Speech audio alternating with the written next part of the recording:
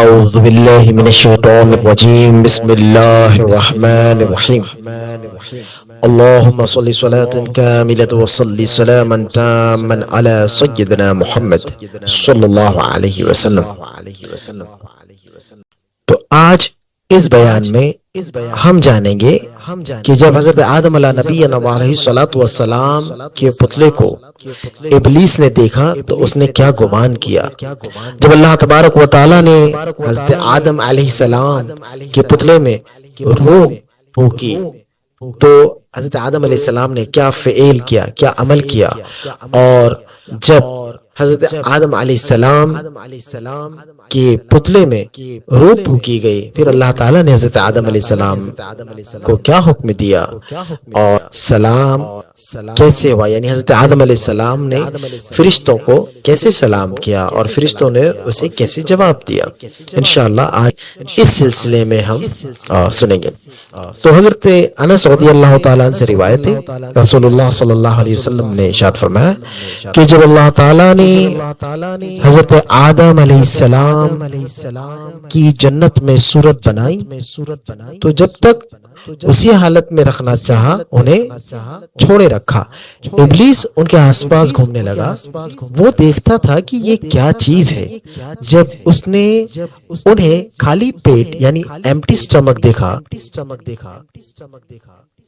تو سمجھ گیا کہ یہ ایسی مخلوق ہے جو اپنے اوپر قابو نہیں رکھ سکے گی۔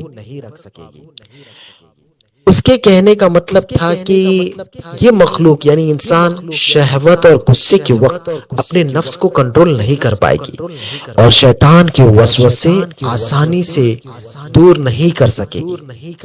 ابلیس نے یہ اندازہ کیسے لگایا؟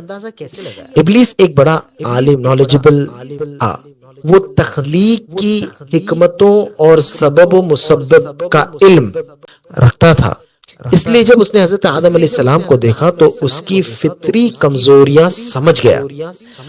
حضرت آدم علیہ السلام کے قالب میں پیٹ کی خالی جگہ دیکھی جسے بھرا جا سکتا ہے، یوں ہی جب یہ دیکھا کہ انسان کی رگوں میں خون کے ساتھ دوڑنا، اس کے پیٹ اور شرمگاہ کی شہوت کو ابھارنا اور وسوسے ڈالنا ممکن ہے، تو ان اسباب کی بنیاد پر اس نے اندازہ لگایا کہ یہ مخلوق اپنے اوپر قابو نہ رکھ سکے گی۔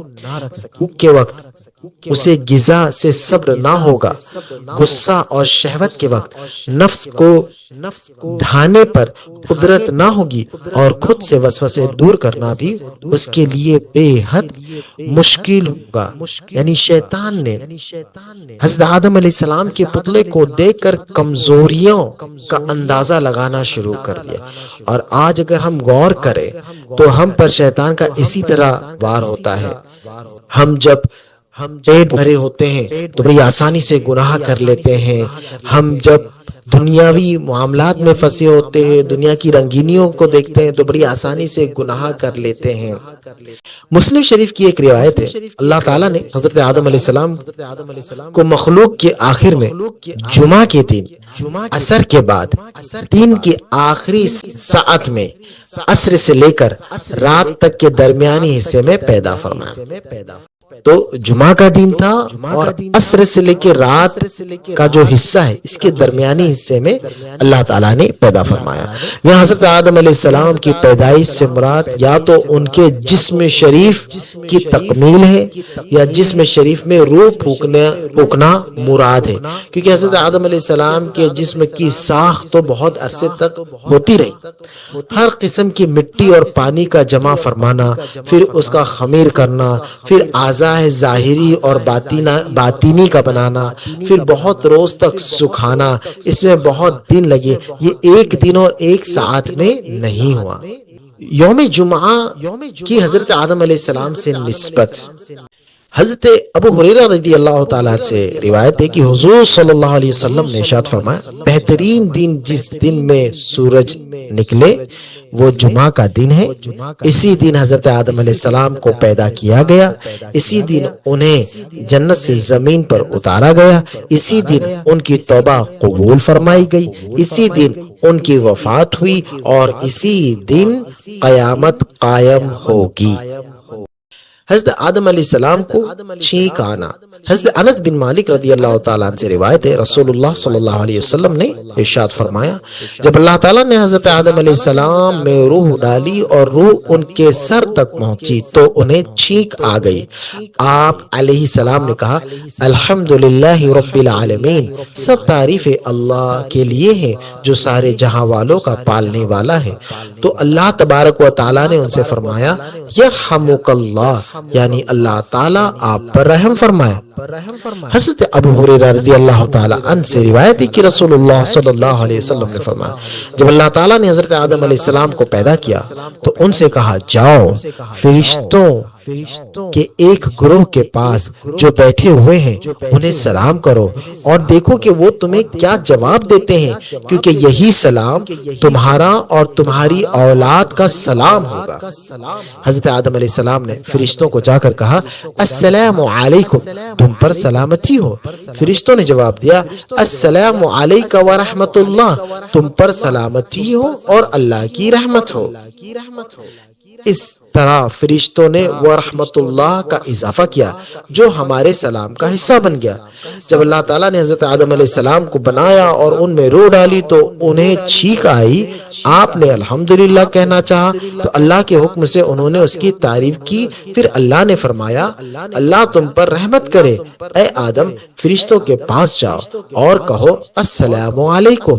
چنانچہ آپ علیہ السلام نے فرشتوں کو السلام علیکم کہا تو انہوں نے جواب دیا، وعلیکم السلام ورحمت اللہ۔ پھر جب اللہ کے پاس واپس آئے تو اللہ نے فرمایا، یہ تمہارا اور تمہاری اولاد کا ایک دوسرے کو سلام کرنے کا طریقہ ہے۔ سبحان اللہ۔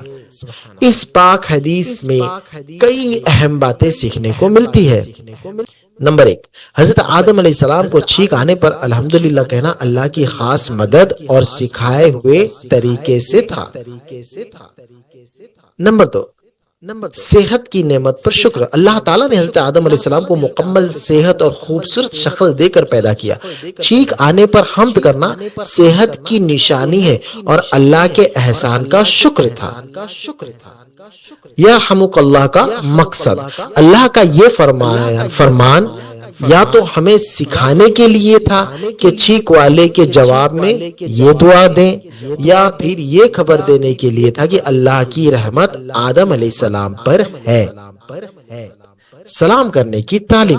اللہ نے حضرت آدم علیہ السلام کو فرشتوں کے پاس جا کر سلام کرنے کو کہا۔ اس سے ہمیں ادب سیکھنے کو ملتا ہے کہ آنے والا بیٹھے ہوئے لوگوں کو سلام کرے، چاہے وہ اس سے کم مرتبہ ہی کیوں نہ ہو۔ جواب میں اضافہ، فرشتوں نے سلام کا جواب وعلیکم السلام ورحمۃ اللہ دے کر ہمیں سکھایا کہ جواب میں الفاظ بڑھانا بہتر ہے۔ اچھے اخلاق کی نشانی۔ سلام کرنا اچھے اخلاق اور دوسروں کے ساتھ پیار سے پیش آنے کا حصہ ہے۔ محبت بڑھانے کا ذریعہ۔ سلام کرنے سے مسلمانوں کے دلوں میں محبت پیدا ہوتی ہے اور یہ ایمان کی تکمیل کی طرف لے جاتا ہے۔ ملاقات کے وقت سلام کرنا بہت پرانی اور پیاری سنت ہے۔ آدم علیہ السلام کا اللہ تعالیٰ کے پاس واپس جانا برکت حاصل کرنے کے لیے تھا۔ اللہ کی رحمت ہر جگہ ہے مگر خاص مقامات پر اس کی برکتیں زیادہ ہوتی ہے۔